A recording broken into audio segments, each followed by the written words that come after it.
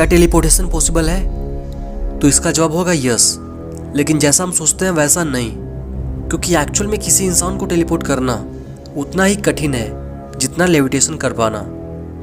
लेकिन आज हम टेलीपोर्टेशन को दो तरीके से समझने की कोशिश करेंगे।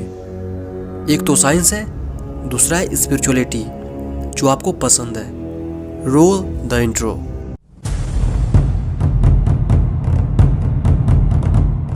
Quantum teleportation is a new way of communication.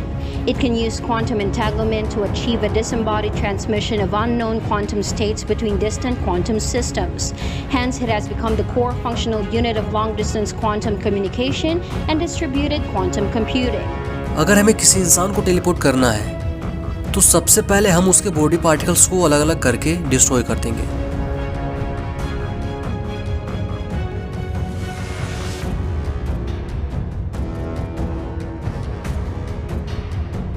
फिर उसे रीअसेंबल कर लेंगे वहां पर जहां उसे टेलीपोर्ट करना होगा।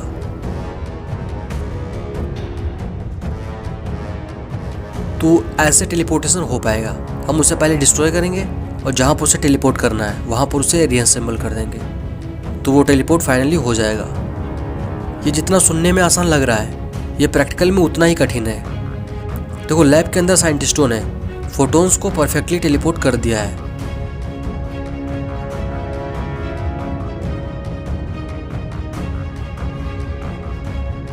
पर ये एक्चुअल में इतने बड़े इंसान को टेलीपोर्ट करना और लैब में एक पार्टिकल को, केवल एक पार्टिकल को टेलीपोर्ट करना, ये दोनों अलग अलग चीज़ें हैं।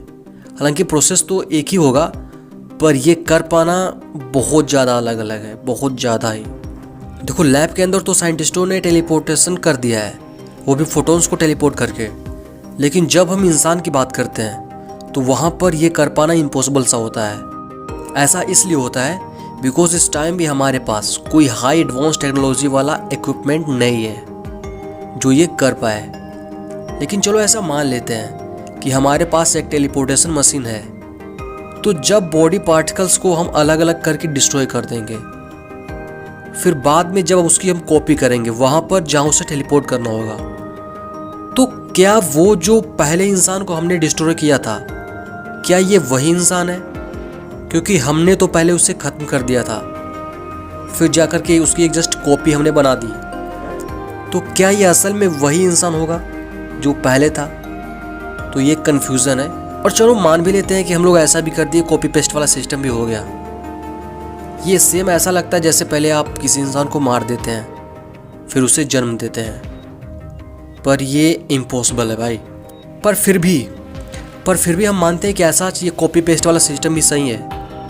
पर क्या ये कॉन्शियसनेस, क्या इंसान की चेतना को हम लोग एक पार्टिकल्स के अंदर उसे डिस्ट्रॉय करने के बाद दोबारा ला सकते हैं? क्या ये पॉसिबल भी होगा? तो मेरे हिसाब से तो भाई इम्पॉसिबल सा है ये। पर ये कब तक इम्पॉसिबल सा है ये हमें भी नहीं पता। ये कभी भी पॉसिबल हो सकता है, क्योंकि बढ़ती टेक्नोलॉजी के साथ काफ़ी ऐसी चीज़ें इस टाइम होने लगी हैं जो आज से 10 साल या 5 साल पहले संभव ही नहीं थी।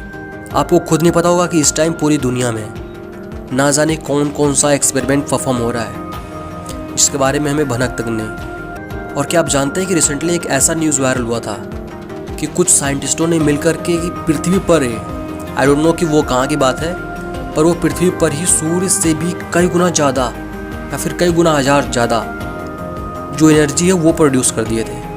अब ज़रा ये इमेजिनेशन करो कि अगर जो वो चीज़ डिस्ट्रॉय हो गई, बोले तो वो जो एनर्जी है वहीं से वो ख़त्म, मतलब वो ब्लास्ट हो गई, तो 1 सेकेंड के अंदर पूरी दुनिया ख़त्म। जैसे कि सेम हादसा चेरनोबिल में भी हुआ था, उस पर मैंने वीडियो भी बनाया, तो उसका लिंक आपको डिस्क्रिप्शन में मिल जाएगा और इसका नेक्स्ट पार्ट जल्द ही आएगा।